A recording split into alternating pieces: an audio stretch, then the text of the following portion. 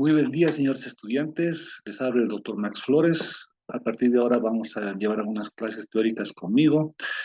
Hoy, 4 de abril de 2023, vamos a comenzar o ya hemos comenzado en realidad, con algún tema que se dio la anterior semana, y vamos a continuar con ello. Lo que vamos a conversar, lo que vamos a llevar ahora es tratamiento periodontal quirúrgico.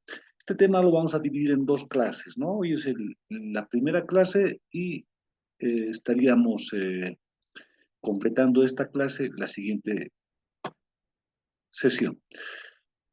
Bueno, el tratamiento periodontal quirúrgico se ha ido realizando, en principio, eh, perdón,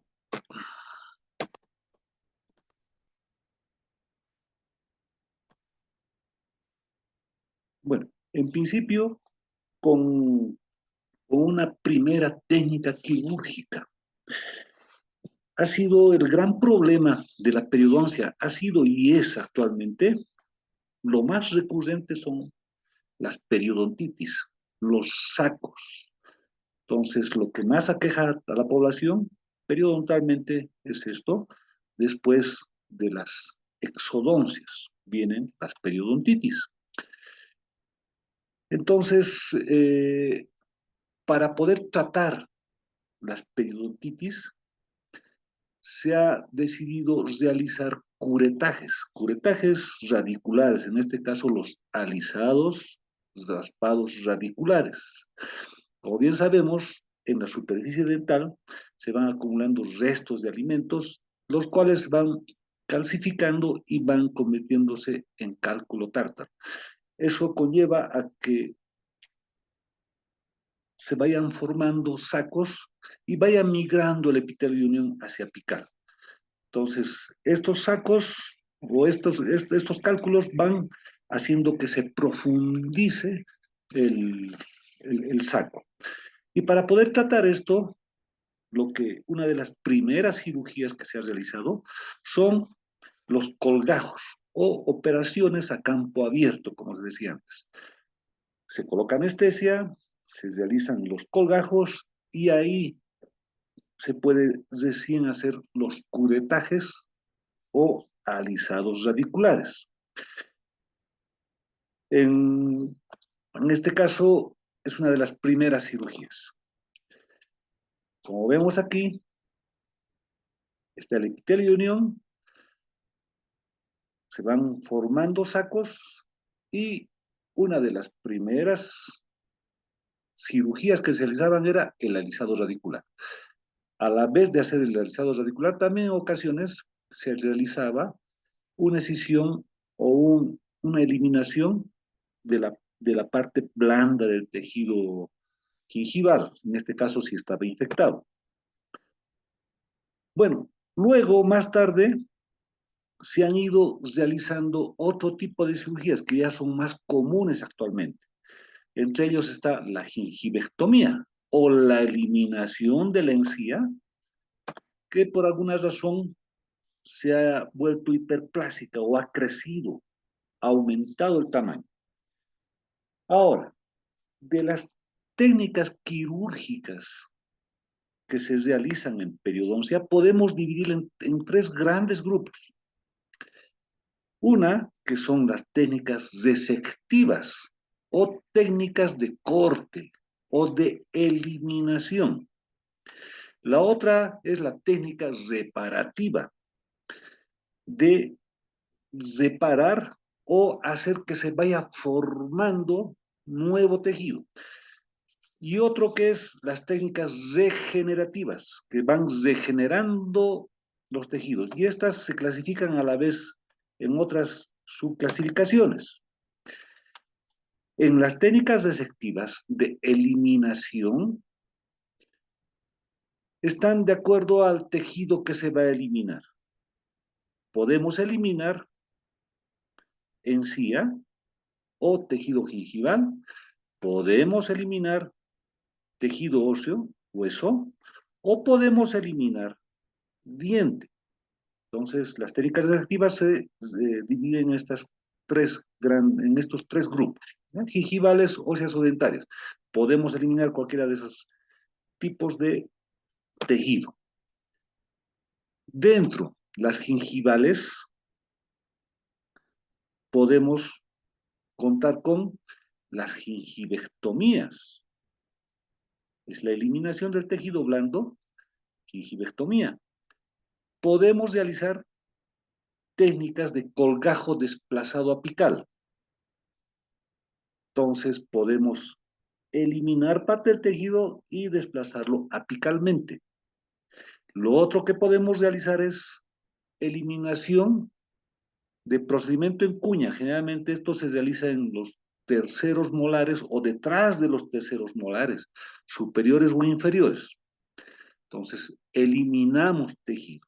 Gingivectomía, colgajo desplazado apical o procedimiento en cuña. De cada una de estas vamos a ir viendo eh, cómo se realizan estas cirugías. Dentro de las técnicas óseas está la ostectomía o la osteotomía. Aquí también se encuentra la osteoplastía. Vamos a ir viendo también una por una todas ellas. En las dentarias se encuentran las radectomías o la hemisección. Radectomía, eliminación una parte de una raíz que tenga un molar que tenga dos raíces o tres.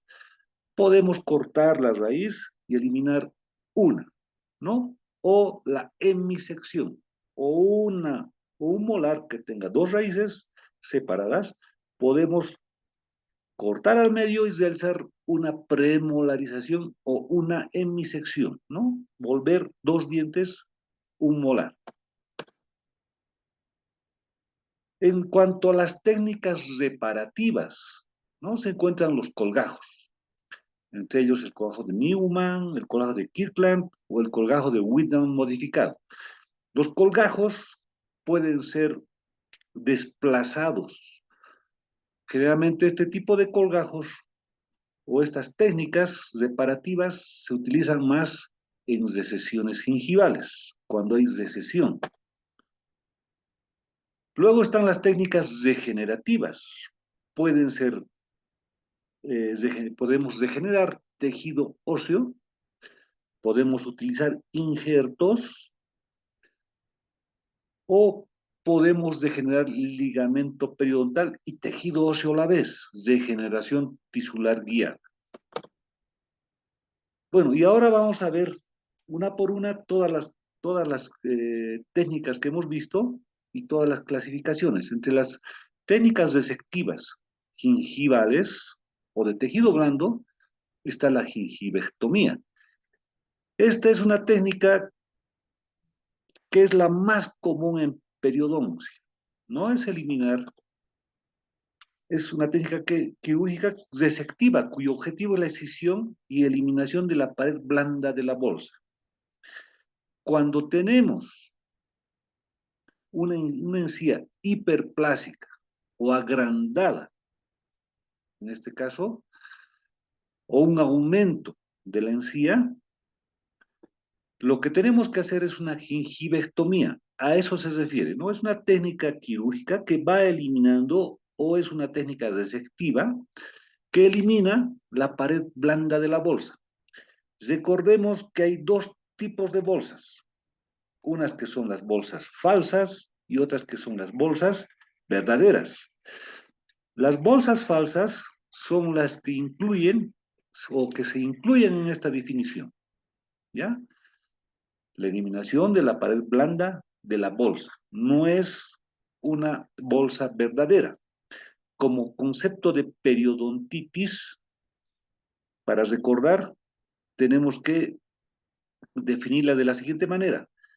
Periodontitis es la migración del epitelio de unión hacia apical con presencia de sacos. En este caso, de la gingivectomía o de la eliminación de la pared blanda de la bolsa, no migra el epitelio de unión hacia apical. El epitelio de unión está ahí. Lo que migra o lo que aumenta de tamaño en este caso, es la encía. Entonces, nuestra labor en la gingivectomía es la eliminación de esa encía que está agrandada, ¿no? Y la eliminación de la bolsa o el saco falso en este caso. La gingivectomía ya se realizaba hace un siglo prácticamente, ¿no? En 1884, Robisek ha sido uno de los primeros o uno de los pioneros que ha realizado la gingivectomía. En ese entonces se tenía un conocimiento básico sobre la encía, la anatomía de los tejidos orales. Entonces, lo que se hacían es una técnica de incisión recta. Cortaban, agarraban el bisturí y hacían una incisión recta, no hacían festoneada o de la forma como tiene que ser y como se usa hasta ahora. Luego, en 1918, Sentler ya utiliza ya la técnica de incisión festoneada. En 1918 ya se comienza y hasta ahora se va realizando o vamos utilizando esa técnica, la técnica festoneada, ¿no? Y Robisek hacía una incisión recta. Lógicamente, la encía regeneraba, se ponía nuevamente en la posición, la papila nuevamente cubría el tejido óseo y regeneraba, pero era muy cruenta y a la vez dolorosa. Mientras con la técnica de festoneada ya es una cicatrización más controlada incluso. Ya en 1951, Goldman como que bautiza prácticamente a la gingivectomía y ya se regulariza esa técnica y se pone en práctica. Entonces, ya teóricamente y prácticamente la gingivectomía ya es descrita por Goldman en 1951. Ahora, no se puede realizar gingivectomía en todos los dientes. Hay indicaciones. Se realiza en bolsas supraóseas de más de 4 milímetros. Como hemos dicho, hemos indicado, se dividen los sacos o las bolsas en falsas y verdaderas. En este caso estamos hablando de bolsas supraóseas falsas, ¿no? Es el aumento de la encía. Si ponemos el periodontómetro y colocamos entre la encía y el diente, puede medir más de 4 milímetros, ahí está indicada la gingivectomía. En agrandamientos gingivales fibrosos, ¿no? Como en algún caso al principio dijimos, una cirugía en cuña, que luego vamos a ver también las cirugías en cuña, como en ese caso, por ejemplo, ¿no? Por detrás de los molares o encías retromolares. También se realizan gingivectomías por estética, ¿no? Cuando uno tiene sonrisa gingival, se puede realizar gingivectomías. Pero también se tienen contraindicaciones en la gingivectomía. No se puede hacer en cualquier paciente que tenga agrandamiento gingival. No se puede hacer en bolsas infraóseas o cuando hay sacos verdaderos. Cuando hay necesidad al tejido óseo, por ejemplo, cuando hacemos la incisión y ya se llega al tejido óseo, tampoco se realiza la gingivectomía. En ese caso se tiene que realizar otro tipo de cirugía, que es el alargamiento coronario, que no es el caso, ¿ya? Solamente estamos eliminando tejido blando. También está contraindicado cuando hay lesiones periodontales que sobrepasan la línea mucogingival. Tenemos que repasar para este caso la anatomía de la parte periodontal oral. Ya la línea mucogingival, ¿dónde se encuentra? Donde termina la encía adherida. Entonces, ahí está la encía, la línea mucogingival. No podemos hacer gingivectomía cuando la lesión o cuando hagamos la gingivectomía sobrepase la línea mucogingival. Por estética, también está contraindicado, no en todos los casos se puede realizar gingivectomía. ¿Por qué? Porque puede quedar con una corona de mayor longitud. En este caso, si hacemos una gingivectomía en unos cuantos dientes, pueden estar ya de una manera normal, pero en el resto, si no es necesario, no lo hacemos. Entonces, estéticamente puede quedar de una manera desigual o anatómicamente no se vería bien o estéticamente no se vería bien. Entonces, está contraindicado. Ahora, estos son los pasos de la gingivectomía, ¿no? Estos pasos se repiten, los de inicio al menos, se repiten en todas las cirugías. Bien, en principio, lo primero que se hace es la asepsia, ¿no? La asepsia es lo primero que se hace antes de la anestesia. Se prepara al paciente, ya se le ha dado la historia clínica, ya no tiene cálculo y no tiene caries. Entonces, se realizan este tipo de cirugías, todas en realidad, ya sea en la materia de cirugía o de periodoncia, tienen que entrar con, con dientes sanos, sin gingivitis, sin caries. Si realizamos una cirugía en un paciente que tenga gingivitis, entonces el momento de hacer la incisión, el tejido está totalmente blando, sangrante. Entonces vamos a realizar una cirugía y no va a ser con un resultado adecuado. Tiene que estar el tejido firme para poder realizar la cirugía, no tiene que estar inflamado. Ya. Entonces, lo primero que tenemos que hacer, una vez que esté el paciente ya con las condiciones, es la asepsia antisepsia. ¿Qué utilizamos? Clorexidina. Clorexidina al 2%, no es al 0,12%, es al 2%. Hay una diferencia entre las dos.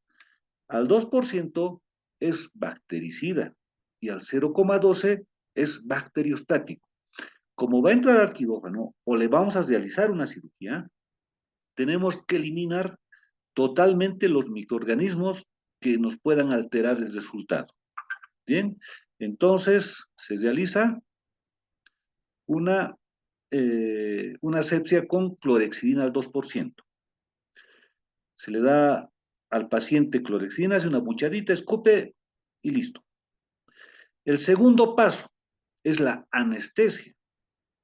Se coloca anestesia solamente por vestibular.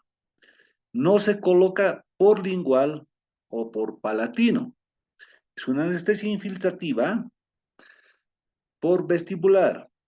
Podemos realizar la gingivectomía tanto en el sector posterior como en el sector anterior. Es muy raro que se dé o que tengamos que hacer gingivectomía por palatino o por lingual. Lo regular y lo que siempre se da es que realicemos o las hiperplasias se las puede realizar por vestibular. No decimos que no se realiza por lingual o palatino. Sí se da, pero regularmente es más o mayormente por vestibular. Entonces se coloca anestesia por vestibular en el fondo del vestíbulo, infiltrativa. No se coloca por palatino ni por lingual. Luego, también se coloca en las papilas. ¿Para qué? Para que no sangre demasiado en el momento de hacer la cirugía. Realizamos la marcación de las bolsas. Podemos utilizar las pinzas de Kaplan o una sonda periodontal. Colocamos la sonda periodontal y hasta donde ingrese la base del periodontómetro, ahí es donde tenemos que marcar. Si entra 2 milímetros o 3 milímetros, medimos y luego realizamos lo mismo por fuera, ¿no? y hacemos una marcación. Es más sencillo con la pinza de Kaplan, se coloca una base hasta el fondo del saco y luego se presiona el otro lado y se marca el sitio donde queremos que se realice. Realizamos con la pinza, puede ser, pero lo regular también es con el periodontómetro. Vamos realizando 3 marcaciones, una por distal, al medio y una por mesial. Distal, al medio y mesial. No en todos los sitios donde necesitamos que se realice la gingivectomía. Entonces vamos viendo los puntos sangrantes y es ahí donde vamos a realizar la incisión. Estas son las pinzas que se pueden utilizar y si no las tienen, no hay problema, se realiza con periodontómetro. Luego se realiza la incisión. Una vez que está anestesiado, ya hemos marcado los puntos, necesitamos un bisturí número 11. Podemos utilizar un bisturí número 15, pero lo ideal es un bisturí número 11. Vamos marcando o vamos realizando la incisión por los puntos que hemos marcado. El extremo o la punta del bisturí tiene que estar dirigido a los puntos que hemos marcado. Y el bisel tiene que ser de bisel externo.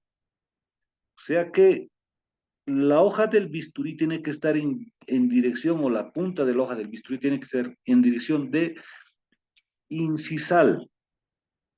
Si es superior, tiene que estar mirando el bisturí de arriba hacia abajo. Si es inferior, la punta de la hoja del bisturí tiene que estar con dirección de abajo hacia arriba, hacia incisal. Podemos hacer incisiones unitarias por diente, ¿no? Hacemos una incisión en un diente, descansamos, tomamos nuevamente, podemos hacer la incisión por dientes. O podemos hacer la incisión corrida. Entonces vamos realizando la incisión en forma festoneada hasta tocar el diente. Podemos tocar el cuellito del diente, generalmente es hasta ahí donde se llega, hasta la unión del límite amelocementario.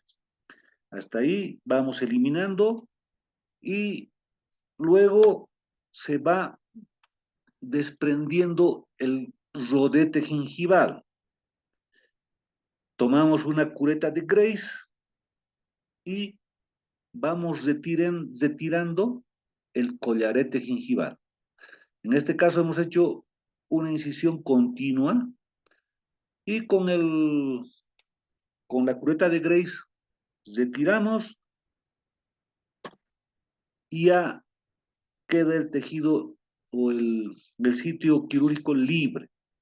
Podemos ir repasando con tijeras, podemos ir repasando con el mismo bisturí o incluso podemos ayudarnos con una pieza de mano de alta velocidad, con una fresa de diamante.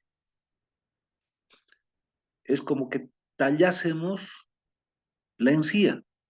Se puede realizar, pero para ese caso tiene que tener condiciones el sitio quirúrgico, tiene que estar firme, no puede estar blando. Bien, y tenemos que hacerlo con irrigación si utilizamos la pieza de mano de alta velocidad. Podemos usar una fresa en llama incluso. Bien, el resultado es este, al final. ¿Sí? El resultado es ese. Como vemos, se ha realizado una incisión de bisel externo, es por eso que está la parte cruenta, y vamos viendo detalles al final.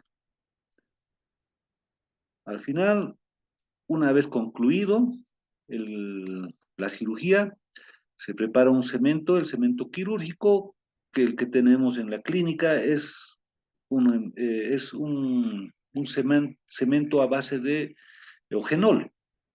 Bien, es muy parecido al óxido de zinc, eugenol, al PSOE, pero que tiene otros aditamentos también.